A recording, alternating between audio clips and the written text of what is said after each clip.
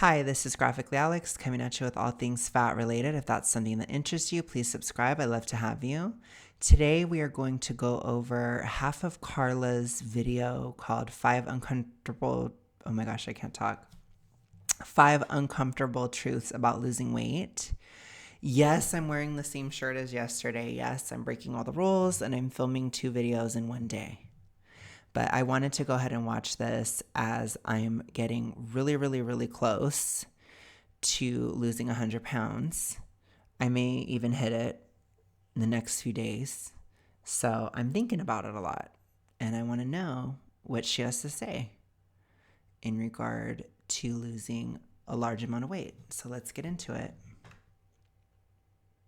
Hi everyone and welcome back to my channel. My name is Carla if you're new here, and I make videos about how I show up for myself in hopes of inspiring you to do the same.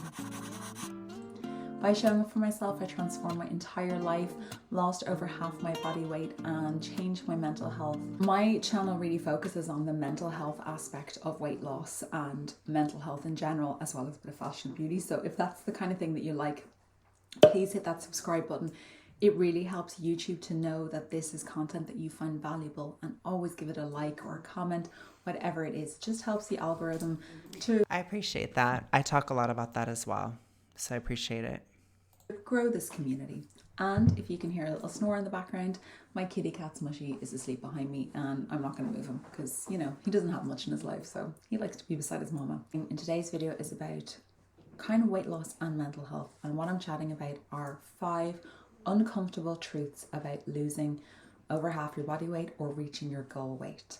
We have this idea that when you lose weight, the world just magically becomes better. It becomes a more wonderful place. It is every problem that we've ever had has just dissolved away, and that's not the truth. The truth is that just being in a smaller body doesn't fix everything in the world, and sometimes it does actually bring up some new issues. And these are 5 of the things that I'm going to be chatting to you about today. And this is not to deter anybody from losing weight, because it is absolutely the best decision. Yeah, I don't think it's a bad thing to bring up negatives. I think it actually helps people. So like I said, I'm curious. That's why I'm watching. So I appreciate it a lot. I think it helps people not to have unrealistic expectations. Ever made is to show up for myself and to put myself first and go through it. But it is not all rosy when you get to your goal weight. And these are the things I just wanted to share with you in the interest of honesty and authenticity, and sharing the highs and the lows, which I always like to do. It's about balance. The first uncomfortable truth that I experienced is the vulnerability of being without your safety blanket. Being 23 stone, I literally had a barrier between myself and the world. And I lost the majority of my weight during lockdown. And so when we were able to go out and... That would be really weird. So as you guys know, I've had a totally different experience where I've lost, I've done cyclical dieting and all that crap. We talk a lot about that aspect, the ED aspect, but I don't necessarily want to get into it right this second, unless if she brings something up. But I've lost the majority of the weight after 2022. So it's actually post lockdown, post all that stuff where I've lost. So I've been out in the public a lot and seen the shifts in perception slowly. I also have done YouTube throughout the time I've been losing weight. And so I've seen the perception online shift slowly as well. So I don't know. I mean, it could be better or worse that I've seen things change with time, or, whatever. But I could see it being a huge shock for her. It's not going to be a huge shock for me. It just won't be. So that's very interesting. Experience life and be with other people, all of a sudden my protection, my guard, my lagging jacket in the world was removed. I didn't have this anymore. I didn't have that safety blanket that I could hide away inside. And I felt very exposed. I felt very vulnerable. I felt almost kind of weak in a way, even though I was probably actually stronger than I ever had been. I was fitter than I ever had been. Oh, sorry. I didn't mean to do that. That's really interesting because there have been moments where I've felt that way too. Now I think for me, it's different. You know, obviously there's a difference between being male and female as well. That's just going to be different. But in terms of my experience of vulnerability, I found that who I am, particularly in dating and in a relationship, has changed a lot as I've gotten healthier. And it's made me kind of more, in a way, softer, more flexible, more like I was when I was young, more feminine, dare I say, the evil F word. And that has made me feel more vulnerable too, because I worry like, oh gosh, like could somebody just like tell me something and I'll just go along with it? You know, like I have these fears. I'm not really like that in most circumstances, but sometimes I can be that way in a relationship. And so it does kind of, I do feel vulnerable in that sense on a mental level.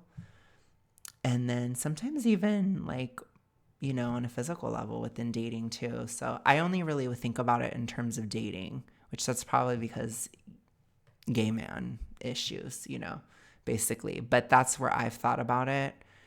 But I find it really interesting, and I can only imagine, you know, on her level, as that would be a major thing. And I have heard a lot of women, specifically women, talk about being bigger as a form of safety, which I don't think is good.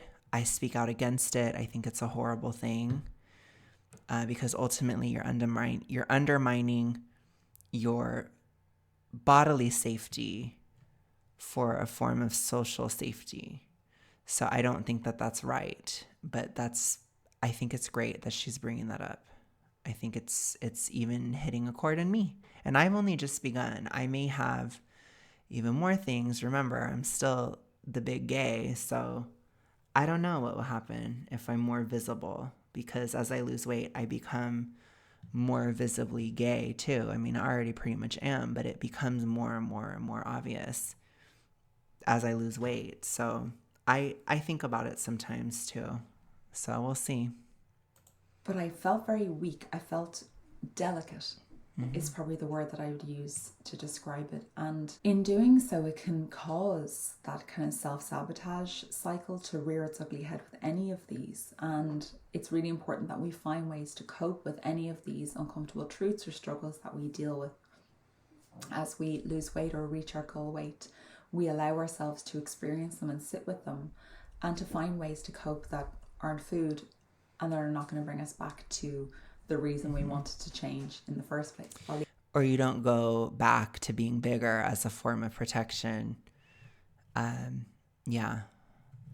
Yep. I gave my video with self-sabotage cycle up here.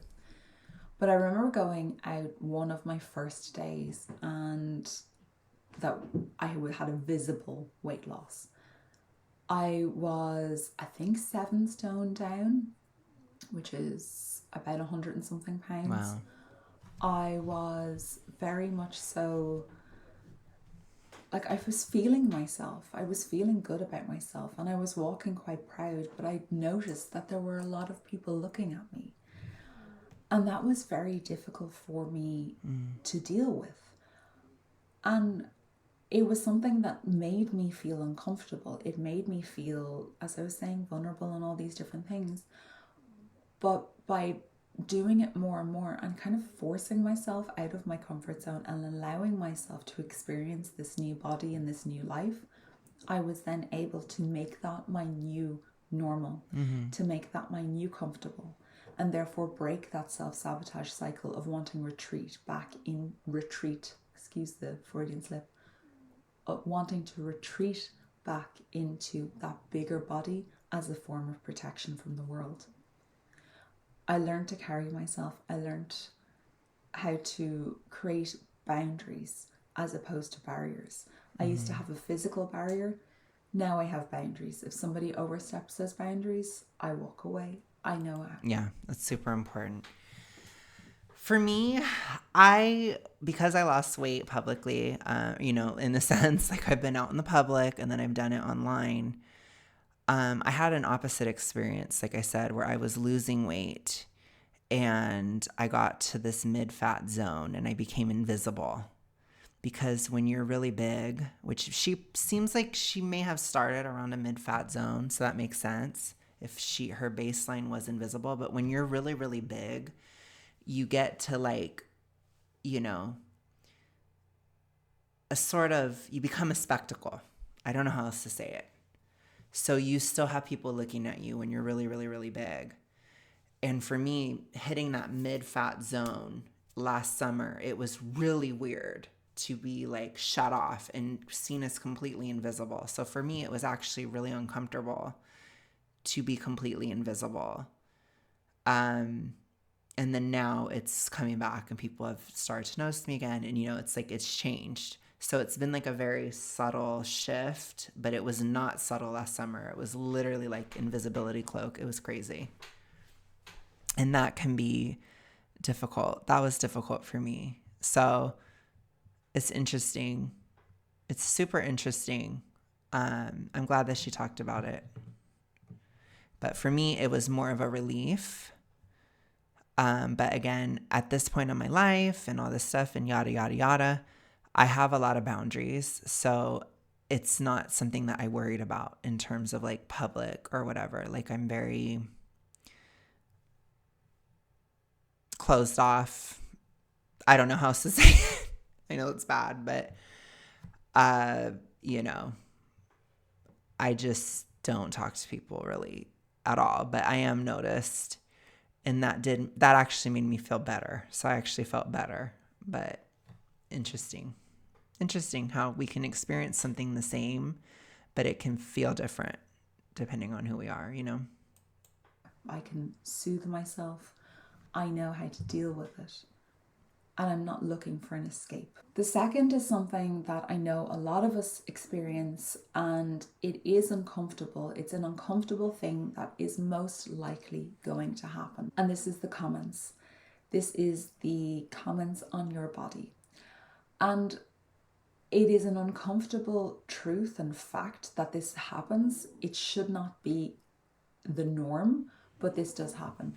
That as soon as you change your physical shape, especially going smaller, people feel that they have the right to comment on you. And they feel that they have the right to comment on your body as both what you looked like before and what size you were before and what size you are now. And I've heard everything. I changed my body incredibly dramatically. I'm aware of that. I look completely physically size different to what I did previously. And it can be shocking to people. And of course you get that you look great and you're like, that's great, thank you very much. Experienced as well was the backhanded compliments. While it's nice to have the good ones, it's kind of a double-edged sword because it's almost shaming you for who you were before, and you are still that person. While I am an evolved version of who I was before, I am still 23 stone Carla. I'm just, version 2.0. When somebody says to me, yeah, I already don't view it that way. I probably would have viewed it that way prior to last year. But as you guys know, I've talked about it a lot.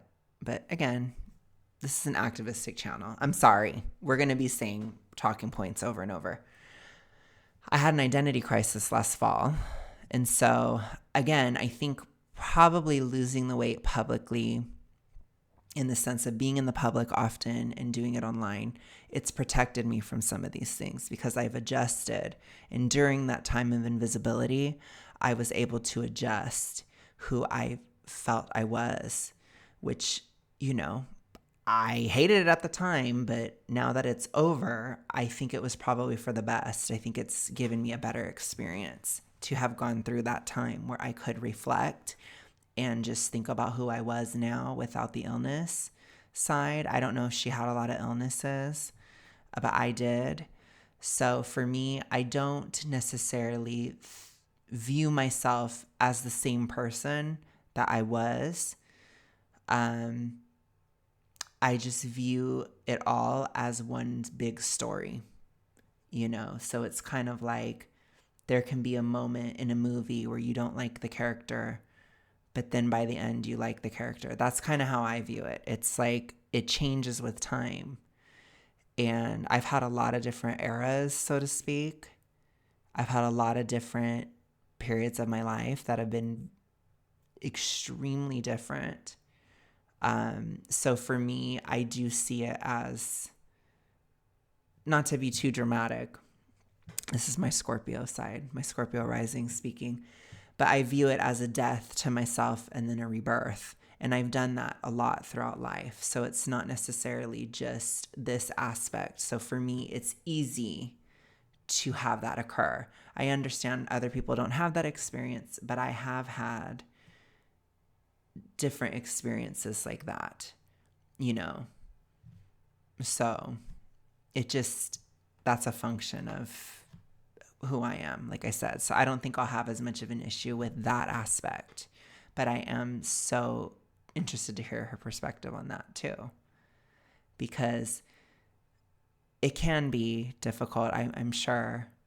I'm going to go back to LA in California this summer, and I haven't been there in 2 years. And I'm going to see a lot of my friends again that I haven't seen in 2 years. So I'll probably get a lot of these types of comments, and we'll see how I feel about it. If I feel salty about it, then I'll talk about it and how salty I am. But if it doesn't bother me, then it doesn't bother me. So that could just be like, for me, it's like a lot of my life identity was such a huge thing on my mind that when I just got over it, it's easier to get over other changes. So like weight loss to me, it's just one of those eras. It's one of those things where it's okay for me. So I may not have that issue, but I'm glad she talked about it. Oh my gosh, it's so good. Like, I'm finally, you've done this. Like, God, you used to be so big. I would never, like, you know, these kind of things. It's shaming that previous person. And people have this dichotomy between who you were before and who you are now. But we are still one person. And it can be very hurtful to us to experience those negative comments on who we were before. I do totally agree that it can be hurtful to people. I just don't know that it would be hurtful to me. But again, I totally agree with her. I could see a lot of people having issue with that. And also the comments on, you know, oh, you're getting too skinny. Yeah. You are, and all these other kind of like backhanded, negative, double-edged, double-entendre. Yeah, I could see that coming. I could see that. But that's just, it's just a part of the whole thing, you know. I think it's also a part of more visibility. So when people see you more, they have more to say about you. It kind of goes hand in hand with that too. But yeah, I get it. I totally get what she's saying there. I could see it happening. Tundra kind of, you know, oh yeah, oh, you're real skinny looking, aren't you? You know, like, oh. I don't typically do that. I don't typically say things like that to people, for the record. I don't. I don't think I would. So maybe there is like a part of me. I would, like, in terms of like, if I talk that way to Eric, but I'm just really sassy with Eric, like with my bestest gay friend. I talk that way to him, but we're kind of joking about it. It's kind of like a, you know, we'll kind of give it back and forth to each other. And I think that sounded kind of dirty when I said it that way, but I mean in terms of like shade, joking, roasting, the whole shebang, okay? But I do think when we do that, it does help us desensitize. So if it were to happen in my life, I don't think it would bother me as much because I've spent so much time joking about it with Eric. So it's like it doesn't hurt, really. It doesn't cut me because I've already joked about it like 50 times about how I was a beluga whale in 2022. Like, I've already said it many times, you know, Eric has said sassy comments. Like, we've just done it so many times that it's like, you know, but I can understand the other side of it. Sorry. Okay, I'm just going to keep going. I was once told in a joking way that if I lost any more weight, I was going to be on the side of a famine collection box.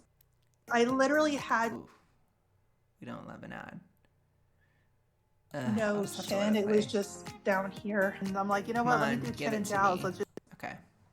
For me, the most important thing is to be comfortable in myself and to practice being grounded. Like, I said the worst things about myself to myself. So whatever somebody else is going to say to me, I'm like, really, it's not as bad as I've ever said to myself. But with my negative self-talk, I can kind of, you know, these are things that I do. I actively physically block or I mentally block. My suggestion is not to engage in a tit for tat conversation. That's a good suggestion. That could cause a lot of problems. I agree with that. Yeah, she's giving a bit of had an ED past. Okay, so we're gonna have to talk about it because she's giving certain signs. So I totally agree with her.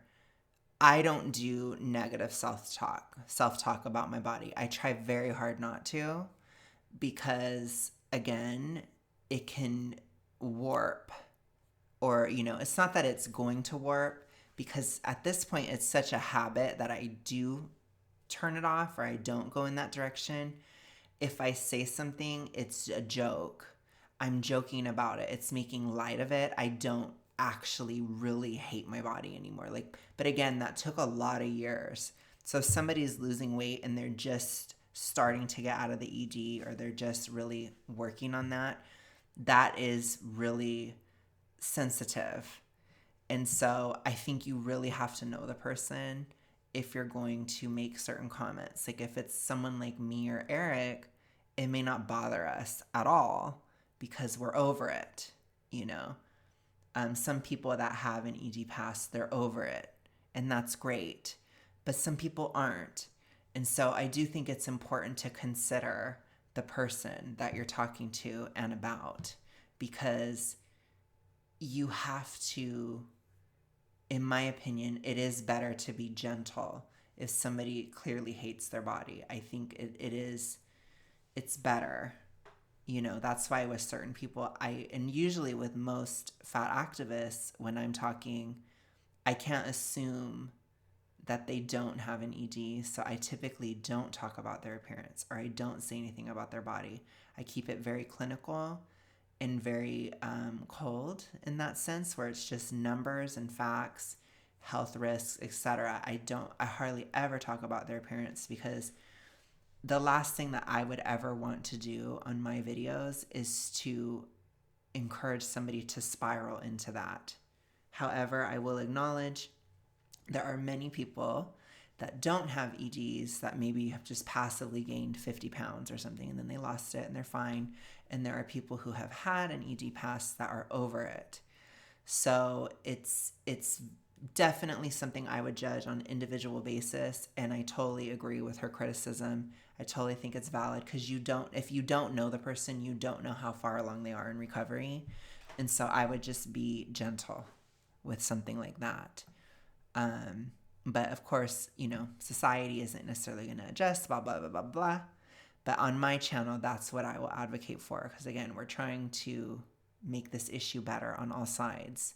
So yeah, I agree with her there. To let somebody know that this is not appropriate, to create your boundary. Mm-hmm. I understand that you see a big physical difference in me, but I am still that person. So I think too, for a lot of people, the idea of completely changing everything is really, really scary. And you have to be gentle with that, because you don't know where somebody is. You don't. You know, if it was me when I was 20 and I had lost weight, those types of things would have just devastated me. But me today, it's like, you know, it's like totally different. I have a completely different vibe about it, but I can totally understand what she's saying, because in my past, something like that would have absolutely cut me. It would have been terrifying to me to be completely different in all these different things. And to be honest, yes, you are different, but you're still you. You're always you, but you're you without the illness aspect. And so I think it's important to think about the illness side of you as not you and look at the essence beneath it. And that's how I've processed it. And it has helped me to let go of the illness part of me, because that's what it is. So try not to, like I said, it's such a thing in ED to ruminate about yourself, and just be careful about that and that negative self-talk. And I do agree, it's better for other people to be gentle. It doesn't mean that everybody's going to be, but it does mean I will advocate for it. Okay? Really appreciate if you've refrained from commenting on my physical size. In saying that in a kind but firm way. We don't need to get into an argument. What do you mean by that? Instead, I understand that my body looks very different now, but I'd really appreciate it if you didn't comment on my physical size.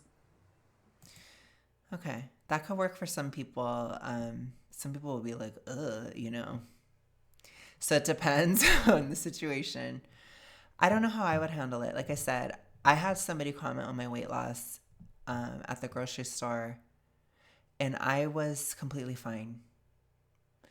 I was fine with it, but it was very positive. So it wasn't like a super negative reaction or anything. It was very positive. So that's probably why. But yeah, if it was negative, I could see it being a problem, you know. Oh, look, that's her difference. Wow. Okay. It's clear, it's concise, it's cutting. It's putting that boundary down. It's putting that, no, this is not something I'm willing to discuss. This is not something that you have the right to discuss or to comment on. And in doing so, it's setting that boundary and it's stopping people from continuing that conversation. I would even say too, depending on who it is. I mean, if that's like somebody you don't know, I could see that being a thing. If it's somebody you do know, you could say like, yeah, it's a lot, but I'm still honestly adjusting to it, so I'd rather not talk about it.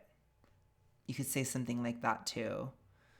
I think that would work, you know, unless somebody's trying to antagonize you over it or something, but that's a whole other thing.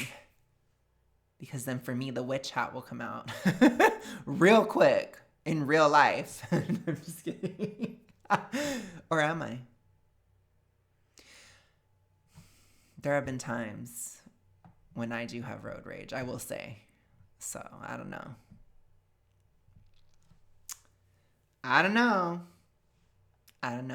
But I try to hold back. I do. And yes, they might speak about you to other people, or they might say, oh, she's a bit salty about her new size or something like that. That's okay. Just because they speak does not mean it's the truth. Just because they speak or say something does not mean that you have to absorb it or take it in. The next thing that I experienced, which is both, I think there's two sides to this. One is favoritism and preferential treatment due to being in a smaller body. I was asked a long time ago, do people treat me differently now that I've lost weight? Absolutely. And an uncomfortable truth is that there is fat phobia and stigma around being in a bigger body. And experiencing both being in a morbidly obese body and a normal standard size body, I've experienced, and most in between, I've experienced incredible differences in the... I wonder why she put it in quotes like that. That's kind of weird to me, but okay. Preferential treatment and the just generally favoritism and niceties from being in a smaller body. And there is also beauty privilege, and I am a beautiful woman. And I know that that's going to trigger a lot of people to hear a woman say that she thinks she's beautiful. It's true. I think I am beautiful. I don't think my physical appearance is the only thing that's beautiful about me. I think in here is the most beautiful. But I do know that I'm not. See, I feel like with me too, I don't know, like this is going to sound so bad. Gosh, people are really going to hate me. Maybe I shouldn't say this. Never mind. I don't know. I feel like I should just be honest, right? I don't know how much this would actually bother me. You know? I think it's just a different way of looking at it, because I think for me at this time, I don't view fatness as a part of my identity whatsoever. Like, that is dead. I'm just so done with it. I see it just as not it, basically. I don't know how else to, like, when I think about it in my brain again, you know, I'm a very emotional person. So not everything I think about is like super intellectual. But when I think of fatness, all I think of is not it. It's not it. And that's it. It's like the feeling that comes with that. So for me, it's like, if I wasn't fat anymore and I was treated better or something, I don't think it would bother me, because I would just think, yeah, being fat was not it. You know what I'm saying? So that's kind of my mindset, because it's like, there is going to be a difference. You know, I'm aware of that. And I don't feel like being sad about it, because it's like I will have worked very hard to get to that point and to get my health in a good order and all these different things. Like I said, I don't know if she's not talking about the health aspect for a reason, but for me, I will look forward to that. Like, I look forward to the health aspect getting even better. It's already gotten so much better. I haven't had tons and tons and tons of a shift in treatment in terms of like how other people see me and stuff. I'm just not invisible anymore. But there are some slight differences coming through, but it's so early in the journey still, like in terms of that level. But I just don't know if it would bother me that much, just because like I said, I just keep thinking being fat is not it. That's all I think about. So I'm like, I don't know if it would bother me, but I understand it does bother a lot of people. I just don't think it would for me, because I just view it as like being fat is just this huge, like, horrific scourge that I had to deal with, and then it's over. And so I view it as a further benefit of it being over, which that might trigger people, that might bother people, but that's honestly how I would view it, and I'm not going to lie about it. So anyways, let's continue. Not for everybody. I'm not going to say everybody fancies me or everybody thinks I'm Right. sexy or anything like that. I just know that generally I'm pretty good looking. And in so, I have experienced preferential treatment because of that. And that is... It's true. It's true. Some of that is not fair, you know, and I understand being upset about like pretty privilege and that kind of thing. It isn't fair. It's, yeah, you know, but we're not going to get into all that, because that's a whole other different thing. But anyways, yeah, that's true.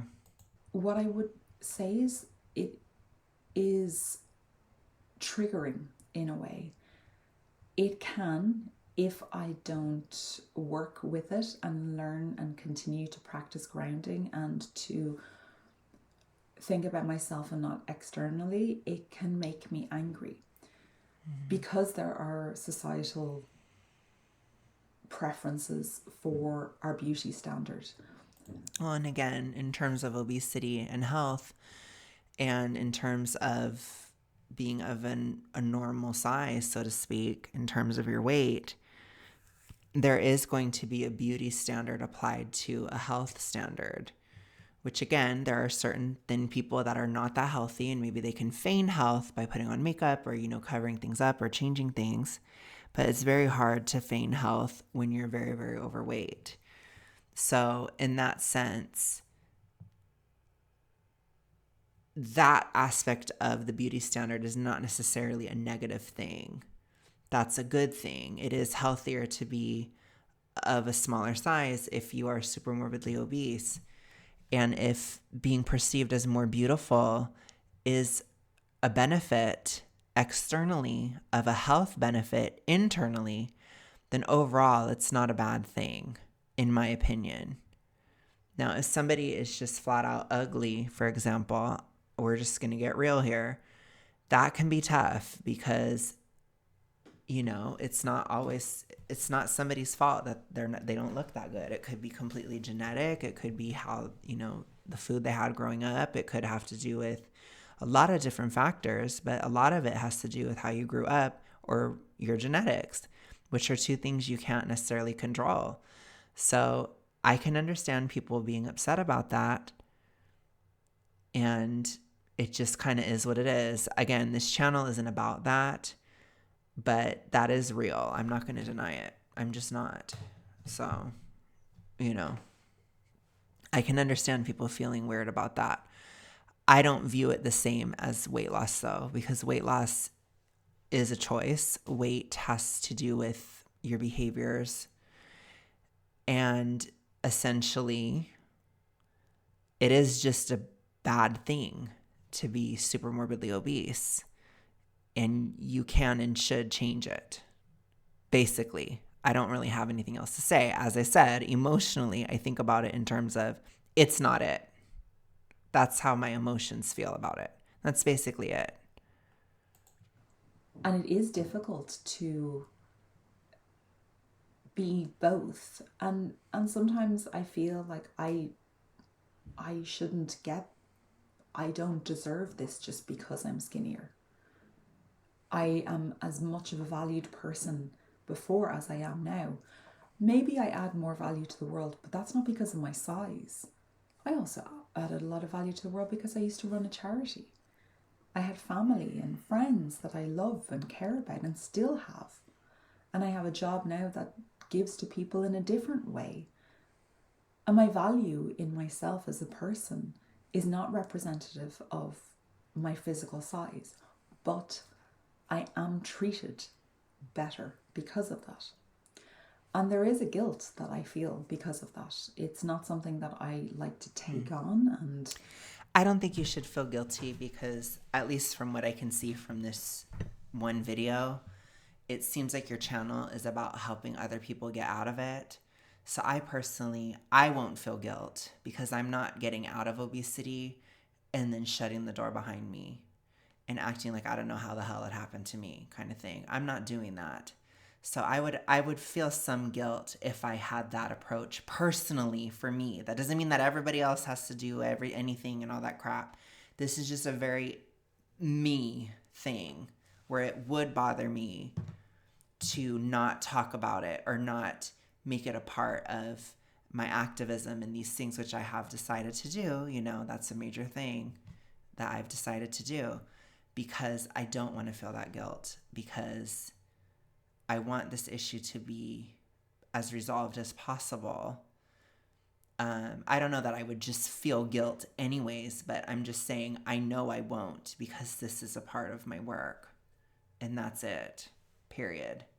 So I want people to get out of this, period.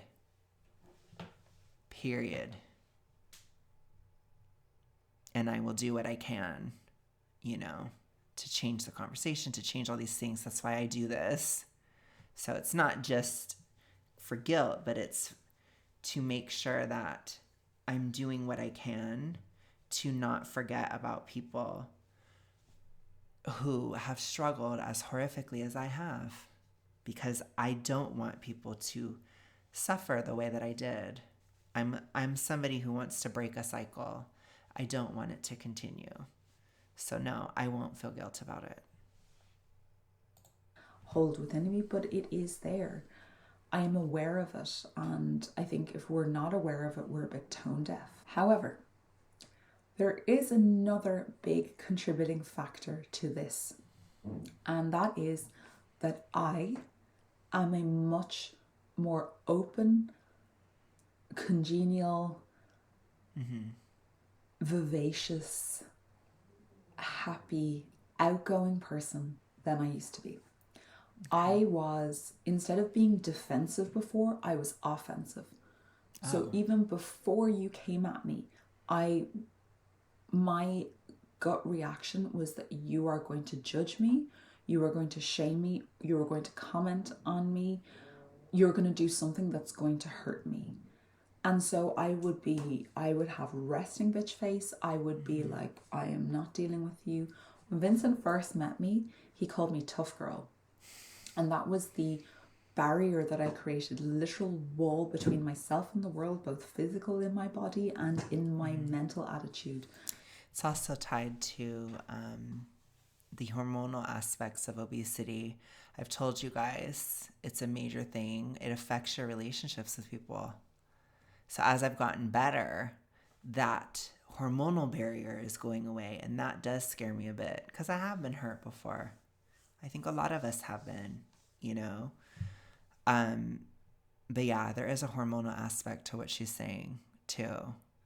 Because it's like when you're running on adrenaline and when you're doing this and when you're doing that, it's like you just feel so different.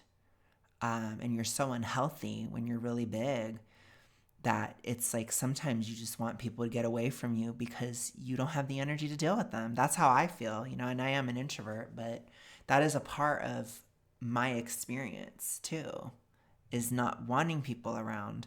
Whereas now that I'm getting better, it's like, okay, I can handle this. I don't have to be on the offense or defensive because I can handle that kind of thing. Like I said, I'm getting bored to death. I'm having the complete opposite from getting healthier. So I'm, you know, probably going to become a bit more congenial and whatever than I used to be. And it is something that is somewhat within our control. So that I do agree with. And I do think it is also, it can be health-based. It can be a physical thing that's manifesting. When you feel sick, you want people to get away from you. So that's the thing too. Oh, I don't want to deal with anybody. I am not I'm whatever you're coming at me, don't you dare. And now I am the complete opposite. I am calm, I'm outgoing, I'm healthier. Smiley, I feel that I radiate a much more positive energy than I ever have before. And that is reciprocated then with the world. That is something that I receive positive light energy from other people. And I get preferential treatment probably because of that as well, because I'm nicer, because I'm more open, because I'm more connecting with people. And so while yes, there are absolutely a large part of the reason that people treat me differently is because of stigmas around being in a bigger body and skin privilege and beauty privilege, there's also I'm a much nicer person now than I used to be. And it's not because I'm skinny that I'm a nicer person. Not because I'm thinner, because I'm not. I don't agree with that. Ugh. No, it could be because you're healthier. But part of the unhealth of obesity can make you meaner. And some people, it can make them try harder to be nice, and other people, it can make you meaner. I've experienced both. But it's because overall you have such a higher level of anxiety when you're bigger because you're so much less healthy that you kind of get into that flight or fight mode or that whole thing. You can just live in that.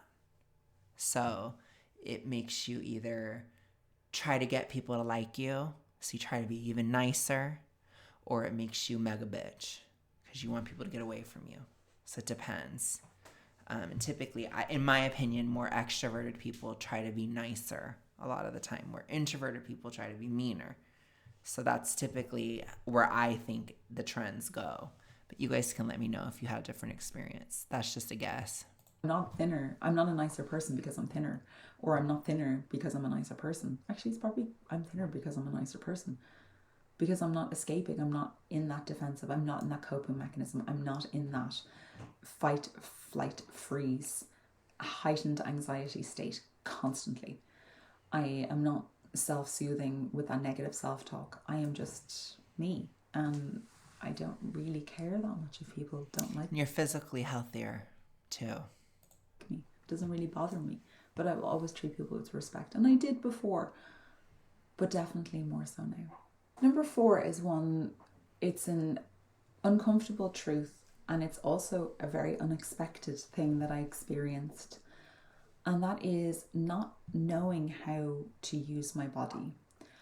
I feel like I am, in a way, like Bambi, you know, when Bambi's first born and like flopping all over the place.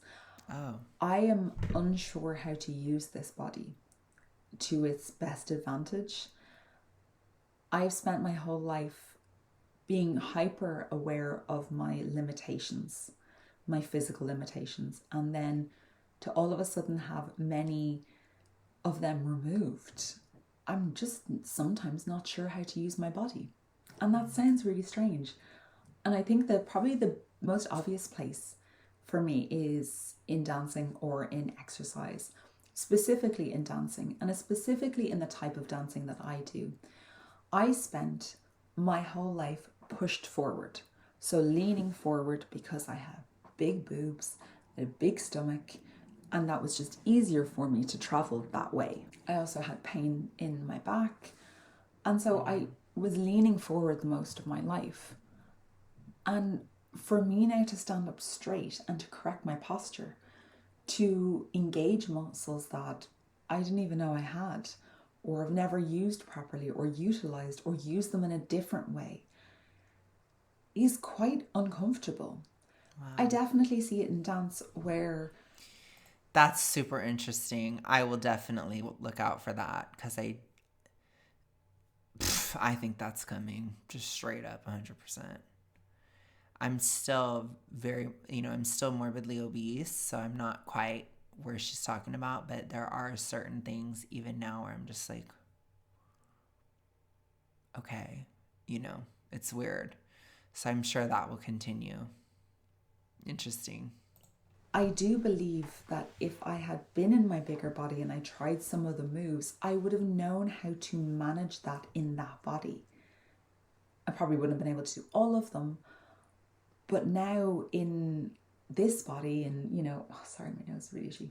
In my 10 stone body, I feel like I should automatically know how to do these things. And therefore I have to learn to give myself grace, because realistically, I've only lived in this body for 2 years. Oh, wow. So I'm like a toddler learning how to, work with things. Like, when you see a toddler and they're kind of waddling all over the place. I'm not saying I'm walking around waddling, but I'm just trying to say that, that you have this expectation that there will be no limitations, and there are not limitations, but there is a learning curve. There are new learnings that we have to take on board, and they will become second nature eventually. Okay. But it's quite an I appreciate this a lot. Thank you. Opening thing for me to realize that some of the moves that I need to do in dancing are things that people find really easy. Balance being one is, yes, I have good balance now, much better balance than I ever had before, but it's something that I'm working on and working on and working on. And learning how to do that properly it's quite difficult. It's quite intense. And then, so there's like a move called the scorpion. For me to get my brain to fire the right muscles to engage with them to get to work is really odd. And then there's other things. I went bouldering with Vincent a couple of weeks ago. We went on a date night. We went bouldering. It was so much fun. It's where you're climbing with no ropes, basically. Oh, wow. I actually really want to do it again. But in my mind, I was telling myself that I wasn't able to do something, because that's the automatic reaction that I would have every single time that I tried a new activity, is that I'm not going to be able to do this. And it's really uncomfortable to still have that, but also so real. I haven't had that with the frickin' wicker chair. I can only imagine the further it goes. Yeah. So that we have to push through that and to know that, okay, no, I can do this. I can climb, I can pull myself up. And actually, sometimes I was a little bit shocked by my ability to do these things. I find that really, really interesting. And it is uncomfortable because it's something that we maybe automatically thought we were going to have, that I was going to be able to do, or didn't really think about it, and or compare myself to other people who've lived in their bodies their whole lives, and then all of a sudden I'm not able to do something that they are. But yeah, it's a learning curve. So have grace with yourself. And then the last one, that for this video anyway, I'm sure there will be other ones that I will be coming up with because these are really interesting things, but the last one is grief. And that most likely most of us will grieve for a time that we wasted being our own worst enemy. I've already had that. So I had a lot of grief last fall. But again, there's so much health issues I had, and getting out of those issues, or like the thick of them, I did feel grief and almost like a survivor's guilt at that time. So I don't know if I would have that again, but if I did have it and I'm good now, I'm glad I've been through it already. But yep, I've already had that already. I think I'm getting past it though, so. Whew. Now, I do not believe in regret. Everything that I have done has led me to this point. There's so much forgiveness in weight loss. Like, there's so much. I think knowing how to forgive is such an important skill in losing weight, because you have to forgive a lot of stuff. So it's really important. And a lot of times you're having to forgive yourself. It's tough, but I feel pretty good at this time. But I did go through that as a part of my identity crisis. It has taught me so much. It has helped me in countless ways. It has literally overhauled my whole life and made me the person I am today, with the man that I'm with my beautiful son and my beautiful house, with my kitties and everything else that I'm so grateful for. But there is a part of me that grieves specifically my 20s and my teen years, when I was my own worst enemy and I was overweight. And I don't regret it, but it is okay to grieve. It is okay to not be okay. You will.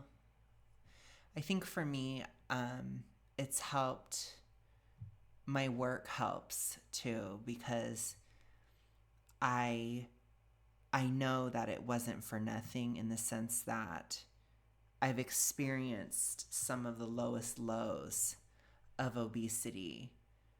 And I couldn't have done that had I not been obese all those years, because it takes a lot to really break yourself, so to speak. So I know, like, all the things I went through up until I was 28. All those things led to that crisis moment where I hit rock bottom and I hit that lowest point. And so now I'm experiencing every level of this, essentially.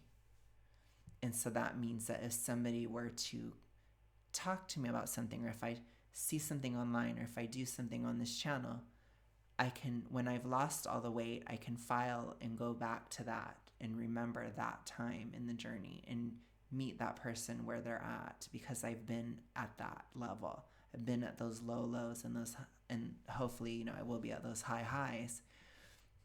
And so that's a way that I made peace with it. That will not apply to every single person, obviously, but that is part of how I've made peace with it and how I don't necessarily regret it, because it's such a big issue that so many people are experiencing, that if I can help in this area, part of helping is experiencing it and knowing it on a deep level. And so if I can help break this cycle in any way that I can, that gives me peace in the fact that I don't feel that it was wasted time. Because that is a hard thing. And she's completely right. So this is just dead on. But that's how I personally have thought about it. And that won't apply to everybody, and I totally get that. But yeah. Okay about all those times that I did that to myself, and to not shame myself either. I'm not shaming it, but shaming me. It's just interesting to see that it's something that comes up. It's a process, because as I said, you don't get to your goal weight and then everything is fixed and it's all this miracle. There could be a resentment towards yourself, a resentment towards those years. And I went through a resentment towards the people around me for not helping me to see the path earlier. A part of it too. There's a lot of times where I do feel anger towards institutions, and I feel anger towards so many things that were missed by other people. So I understand what she's saying there too. But again, how do I deal with it? How is she dealing with it, right? She made a channel about it. So did I, right? Like there's certain things, you know, I'm not saying everybody should make a channel. I mean, maybe you could. Maybe it would help, honestly. But I'm just saying, like, you have to find a way to make peace with it in whatever way you can. And I want it to change. That's why I'm doing this. So, because that's the kind of person I am. I don't just take things. I'm not just going to accept it, you know? So, yeah, I understand that. I felt a lot of anger about that too. Totally. Resentment for... Yeah. I've felt resentment for so many diets and dieting advice, institutional dieting advice, endless gurus and channels and all these things, all these different diets. So many of them are super anti-thyroid, and I was hypo. In addition to all my other binge eating issues, I was hypo, and I resent that all these diets never considered thyroid health, because it was the one thing I needed. And I resent that institutions didn't consider it, that people didn't talk about it to me, you know, that I never heard about it. I resent those things a lot, because I should have known, and they should have known. Even back when I was a teenager, I had so many symptoms of the disease as a teen. It's just awful. So I understand being angry at other people too. I do. But all we can do is move forward and make sure it's different. And that's what I'm going to do. Their lack of knowledge on how to help me. And it is something that I worked on with my therapist. I don't resent anybody now, and I don't resent myself nor regret it. You have to forgive. There's a lot of forgiveness. There really is. I totally agree with that. But it's okay to grieve it. It's okay to go. Yeah. Especially if you have an ED, you can't just suppress all your feelings. Like, you have to feel it and let it go. You have to learn how to let things go. That's really important. So yeah. It would have been nice, but the perspective that I have now, the knowledge, the wisdom, and I'm not saying I'm the most wise, most wisdomous, but what I have now, I'm very grateful for having. But it's okay to have that grief. I try to think of it in terms of appreciating it. I feel like everything that I'll have the rest of my life, I will appreciate so much, because I've experienced so much lack due to the obesity, hypothyroidism, ED, that in the future I will appreciate everything, even sitting in a fucking wicker chair. And I did appreciate it. Guys, that is the end of the video. All right. Well, thank you guys so much for watching. I hope you enjoyed this. Let me know your thoughts down below. Love to hear your thoughts, or love to read your thoughts. And I will get back to you guys again soon. Remember, I'm going to go live tomorrow. But I'll talk to you guys later. Have a good rest of your day, night, whatever. Peace.